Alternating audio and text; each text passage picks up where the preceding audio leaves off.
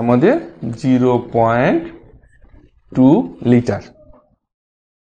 তারপরে 3 নম্বরে লাগবে আমাদের লিনালল।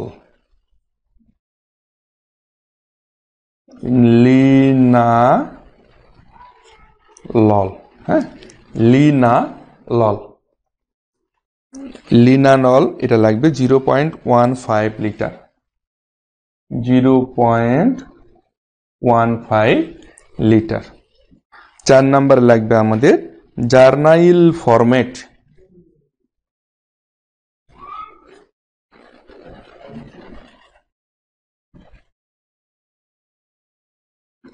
জার্নাইল ফরম্যাট এটা লাগবে আমাদের 0.03 লিটার। 0.03 লিটার। 5 নম্বরে আমাদের লাগবে প্যাচুলি তেল।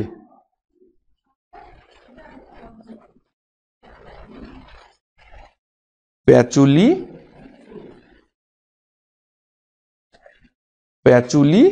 তেল 0.02 লিটার। 0.02 লিটার। 6 নম্বর লাগবে আমাদের phenyl ethyl alcohol. Phenyl ethyl alcohol বা আমরা যেটা দেখলাম যে ফিনাইল ইথানল, যেটা আর কি একটু আগে আমরা যেটা দেখছিলাম যে আমাদের ফিনাইল ইথাইল অ্যালকোহল অর্থাৎ ফিনাইল ইথানল যেটা। হ্যাঁ, তা আমি লিখে দিই তোমাদের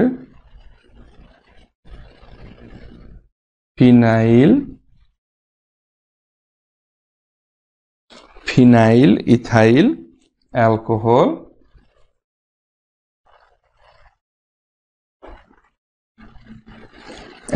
আচ্ছা, কোনো জায়গা যদি তোমাদের বুঝতে অসুবিধা হয় আমাকে কিন্তু একটু জানাবে যে কোনো জায়গাটা। ইথাইল স্যার, আমার বইয়ে ফিনাইল ইথাইল স্যার। আচ্ছা ঠিক আছে, অসুবিধা নেই। নামগুলো বড়ই অদ্ভুত, মনে থাকবে না মুখস্থ করতে হবে, কোনো উপায় নেই স্যার।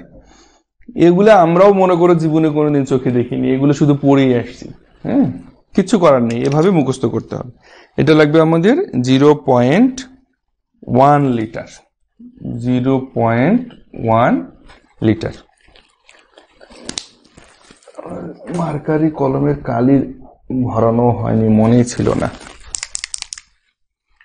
আচ্ছা, এটা হচ্ছে আমাদের 0.1 লিটার। হ্যাঁ, এরপরে এই যে সবগুলো উপাদান আমাদের 6টা উপাদান হয়ে গেছে, এই সবগুলো উপাদান মিলে আমাদের হবে 1000 মিলি বা 1000 মিলিলিটার বা হচ্ছে আমাদের 1 লিটার, তাই না? এই সবগুলো উপাদান যোগ করলে হয় 1000 মিলিলিটার বা 1 লিটার। 1000 মিলিলিটার বা 1 লিটার। তো এই যে আমরা জানলাম, তাহলে আমাদের গোলাপ জল প্রস্তুতি মোটামুটি আমরা জানলাম এই যে টপিকসগুলো। তো তোমাদের যাদের বইতে গোলাপ জল প্রস্তুতির এই যে কৃত্রিম পদ্ধতির গোলাপ জল প্রস্তুতির এই চার্টটা নেই, তারা এটা লিখে নিতে পারো খাতায়, তাহলে তাদের জন্য খুব সুবিধা হবে। আচ্ছা, ইয়াসমিন বলছো যে স্যার অনামিকা, আচ্ছা এঞ্জেল মহসিনা বলছো স্যার উপকরণগুলো মিলিলিটারে থাকলে কোনো সমস্যা হবে? উপকরণগুলো মিলিলিটারে না, দেখো এই মহসিনা একটু লক্ষ্য করো, মহসিনা সহ সকলে একটু লক্ষ্য করো, এটা কিন্তু বলা হচ্ছে যে এই পরিমাণগুলো লিটারে দেয়া আছে। তো এখানে 0.5 লিটার মানে কি হাফ লিটার, ভালো করে লক্ষ্য করো। 0.5 লিটার মানে কি হাফ লিটার। তুমি যদি এটাকে মিলিলিটারে লিখতে চাও তাহলে তোমাকে 500 মিলিলিটার লিখতে হবে। হ্যাঁ, 0.5 আর লেখা যাবে না, কিন্তু 500 মিলিলিটার লিখতে হবে, ঠিক আছে?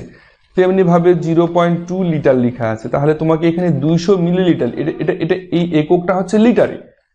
তুমি যদি মিলিলিটারে লিখতে চাও লিখতে পারো, নো প্রবলেম, সমস্যা নেই। এই এককটা আছে এখানে লিটারে। তো তুমি যদি মিলিলিটারে লিখতে চাও তাহলে তোমাকে এখানে 0.5 এর জায়গায় 500 মিলিলিটার লিখতে হবে। হ্যাঁ, তো যাই হোক, এটা তোমরা তোমাদের মতো করে লিখতে পারো, অসুবিধা নেই। স্যার, রাসায়নিক ভাবে এগুলোকে কিভাবে লেখা হয়, কোনো সংকেত আছে কি? সংকেত তো অবশ্যই আছে স্যার, সংকেত তো অবশ্যই আছে।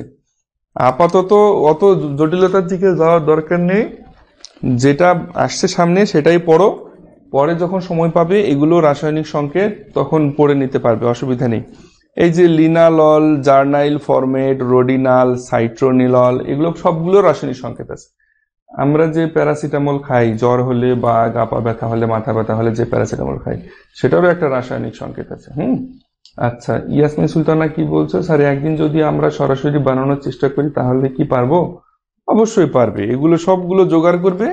দেখো, এগুলো সবগুলো জোগাড় করতে গিয়ে তোমার অবস্থাটা কি দাঁড়ায় সেটা তুমি নিজেই বুঝতে পারবে। আচ্ছা, ওকে, তাহলে আমরা নেক্সট টপিকসে আসি। আমার মনে হয় এত ডিটেলসে এগুলো তোমাদের না পড়ালেও চলবে, এগুলো ভেরি সিম্পল। আচ্ছা, এরপরে আসি আমরা আমাদের হেয়ার অয়েল টপিকসে। হেয়ার অয়েল, তো গোলাপ জল রেডি। হ্যাঁ, এই তো একগুচ্ছ গোলাপের পাতা নিয়ে গরম পানিতে ফুটে নিলে গোলাপ জল রেডি। ফাইন, কত সহজ। আচ্ছা, তো হেয়ার অয়েল, এখন মাথার চুল আমরা সাধারণত মাথার চুলে যে অয়েলগুলো ইউজ করি বা তেলগুলো ইউজ করি সেগুলো হচ্ছে আমাদের মূলত হেয়ার অয়েল, তাই না? বাজারে বিভিন্ন কোম্পানির বিভিন্ন নামের আমাদের হেয়ার অয়েল রয়েছে। তো সাধারণত হেয়ার অয়েলের প্রধান উপাদান হচ্ছে আমাদের নারকেল তেল আর ক্যাস্টর অয়েল, এবং এর সঙ্গে সামান্য পরিমাণে পারফিউম এবং রং মিশ্রিত করা থাকে। তো ক্যাস্টর অয়েল, দেখো, হেয়ার উপাদানের প্রধান উপাদান হচ্ছে নারিকেল তেল আর একটা হচ্ছে ক্যাস্টর অয়েল, আর এর সঙ্গে সামান্য পরিমাণে পারফিউম এবং রং মিশ্রিত থাকে। তো সাধারণত আমরা জানলাম কি যে প্রধান উপাদানগুলো হচ্ছে নারকেল তেল, ক্যাস্টর অয়েল এবং পারফিউম। তো এগুলো প্রস্তুত করার জন্য এগুলো তো মুখস্থ করার বিষয়, এগুলো আর কি আলোচনা করব, তবু একটু করে আলোচনা করে দিই, আর এগুলো মনে হয় লেখার প্রয়োজন নাই। আচ্ছা, দেখো, সাধারণত এইটা প্রস্তুতির জন্য আমাদের উপাদান হিসেবে ব্যবহার করতে হবে, আমাদের বিটা ন্যাপথল লাগবে 1 আউন্স পরিমাণে, বিটা ন্যাপথল লাগবে, ক্যাস্টর অয়েল লাগবে 10 আউন্স, অ্যালকোহল লাগবে 1 গ্যালন, গন্ধদ্রব্য এবং রঞ্জক পদার্থ এগুলো প্রয়োজন মতো ব্যবহার করতে হয়। তো অ্যাকচুয়ালি এগুলো ইন্ডাস্ট্রিয়াল প্রোডাকশন বা ইন্ডাস্ট্রিয়ালি এগুলো উৎপাদন করা হয়। এগুলো তুমি বাড়িতে তৈরি করতে গেলে সেটা সেভাবে তৈরি করতে পারবে না, বা প্রোডাক্টিভ যে কস্টটা তোমার সেরকম একটা বেনিফিটেড তুমি কিন্তু হবে না, তাই না? আচ্ছা, এখন সাধারণত এটা আরেকটা ফর্মুলা রয়েছে, যেমন আমাদের ডাইগ্লাইকল লরেট, এটা আমরা নিতে পারি 50 সিসি, তারপর ক্যান্থারাইডিন এটা নিতে পারি 1 গ্রাম, গ্লিসারিন নিতে পারি 150 গ্রাম, অ্যালকোহল নিতে পারি 800 সিসি। এরপরে গন্ধদ্রব্য বা যেটাকে পারফিউম বলা হচ্ছে, এগুলো আমরা আমাদের প্রয়োজন মতো নিতে পারি। নিয়ে আমরা এই সাধারণত এই যে হেয়ার অয়েলের যে প্রস্তুত করার যে বিষয়টি, এটা আমরা প্রস্তুত করতে পারি। সাধারণত মাথার চুল পড়া রোধ করে চুলকে ঘন করার জন্য হেয়ার অয়েল ব্যবহার করা হয়, তাই না? নানা রকম হেয়ার অয়েল বাজারে পাওয়া যায় চুল পড়া রোধ করে এমন একটা হেয়ার অয়েলের যে প্রস্তুত প্রণালী, এগুলো কিন্তু বইতে তোমাদের কিন্তু অলরেডি দেওয়া আছে। আর আমার মনে হয় এগুলো এত বেশি ডিটেলসে পড়ানোর কিছু নেই, বা এত বেশি ডিটেলসে বলার তেমন কিছু নেই। তো এরপরে আসি আমরা আমাদের আরেকটা টপিকস, সেটা হচ্ছে ট্যালকম পাউডার। সাধারণত আমরা আমাদের বডিতে, শরীরে যে পাউডার ইউজ করি সেটাকে মূলত বলা হয় কি ট্যালকম পাউডার। এই ট্যালকম পাউডারের মধ্যে কিছু ইম্পর্টেন্ট জিনিস আছে যেগুলো তোমাদের এমসিকিউ এর জন্য খুব ইম্পর্টেন্ট। এমসিকিউ এর জন্য খুব ইম্পর্টেন্ট। আচ্ছা, ইয়াসমিন সুলতানা বলছো কি যে ব্রাক্ষী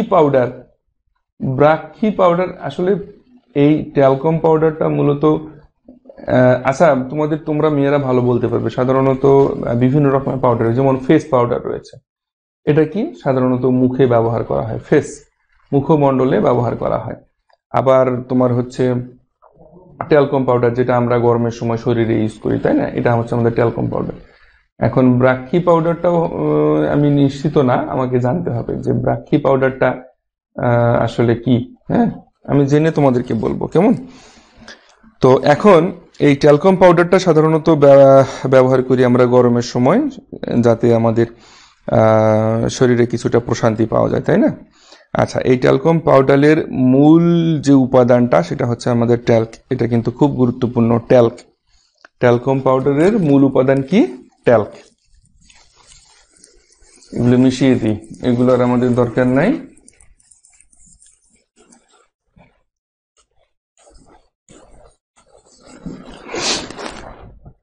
আচ্ছা আচ্ছা, দেখি এই আমাদের যেটা মূল উপাদান, ও বাবা এটা আবার এমন রং ভরে আছে। আচ্ছা দেখো, তাহলে আমাদের ট্যালকম পাউডারের যে মূল উপাদান সেটি হচ্ছে আমাদের কি? ট্যাল্ক। এই ট্যাল্কটা খনিজ পদার্থ, যার রাসায়নিক নাম হাইড্রেটেড ম্যাগনেসিয়াম সিলিকেট। এর রাসায়নিক নামটা হচ্ছে হাইড্রেটেড ম্যাগনেসিয়াম সিলিকেট।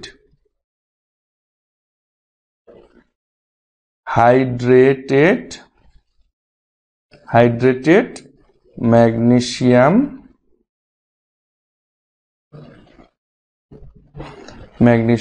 সিলিকেট। হ্যাঁ, ও সরি, বানানটা ভুল করে ফেলছি। সিলিকেট বানান কিন্তু ভুল করা যাবে না স্যার, কেমিস্ট্রিতে বানান খুব ইম্পর্টেন্ট একটা জিনিস। এখানে বানান ভুল করলে কিন্তু আমরা ছেড়ে কথা বলি না। আচ্ছা, এখন এই ট্যাল্কের রাসায়নিক নামটা আমরা কি পেলাম? যে হাইড্রেটেড ম্যাগনেসিয়াম সিলিকেট। আচ্ছা, এখন এর রাসায়নিক সংকেতটা কি? দেখো, রাসায়নিক সংকেতটা হচ্ছে H2Mg3 SiO3 hydrated magnesium silicate. এর রাসায়নিক সংকেত হচ্ছে H2Mg3SiO3 তো সাধারণত এই খনিজ পদার্থটি সাবানের মতোই নরম এবং পিচ্ছিল। ট্যালকম পাউডারের আপেক্ষিক গুরুত্ব হচ্ছে 2.5 থেকে 2.8। আপেক্ষিক গুরুত্ব 2.5 থেকে 2.8। হ্যাঁ, ট্যালকম পাউডারের আপেক্ষিক গুরুত্ব 2.5 থেকে 2.8। এখন তাই এটি ত্বকে ব্যবহার করলে ত্বকের কোমলতা ফিরে আসে। ট্যাল্ক পানিতে অদ্রবণীয় হলেও খনিজ অ্যাসিডে সামান্য দ্রবণীয়। বিভিন্ন খনিজ পদার্থ থেকে ট্যাল্ক পদার্থ সংগ্রহ করা হয়। তো সাধারণত এই ট্যালকম পাউডার যে প্রস্তুত প্রণালীটা, তো এই প্রস্তুত প্রণালীটা আমরা একটু জানবো এখন। ট্যালকম পাউডার তৈরির যে মূল ফর্মুলা, এই মূল ফর্মুলার মধ্যে আমাদের ট্যালকম থাকে বা ট্যাল্ক থাকে কত? 60 ভাগ। 60 ভাগ থাকে। ওকে, এর মধ্যে আমাদের লাগবে জিঙ্ক অক্সাইড, যেটা থাকবে 10 ভাগ, ক্যালসিয়াম কার্বনেট, এটা থাকবে 10 ভাগ, ম্যাগনেসিয়াম কার্বনেট, এটা থাকবে 18 ভাগ, এবং স্টার্চ থাকবে 2 ভাগ। আর রং এবং সুগন্ধি, বিভিন্ন রকমের রং এবং বিভিন্ন রকমের পারফিউম যেটা ব্যবহার করা হয়,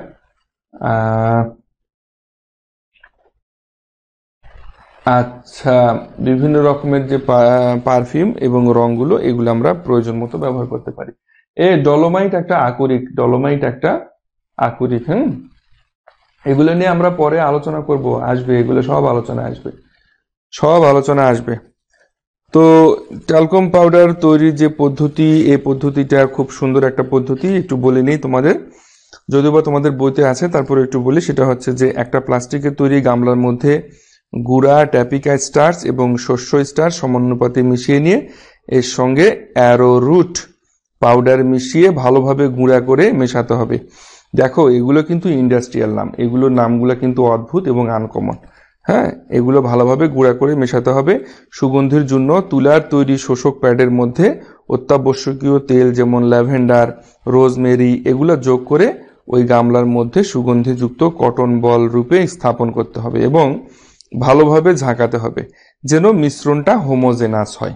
এখন এই মিশ্রণটাকে 24 ঘন্টা স্থির অবস্থায় রেখে দিতে হবে। এবার কটন বলটি গামলা থেকে আস্তে আস্তে করে তুলে নিয়ে পুনরায় আবার ভালো করে ঝাঁকাতে হবে যেন সুগন্ধিযুক্ত তেল পুরো মিশ্রণে ছড়িয়ে পড়ে।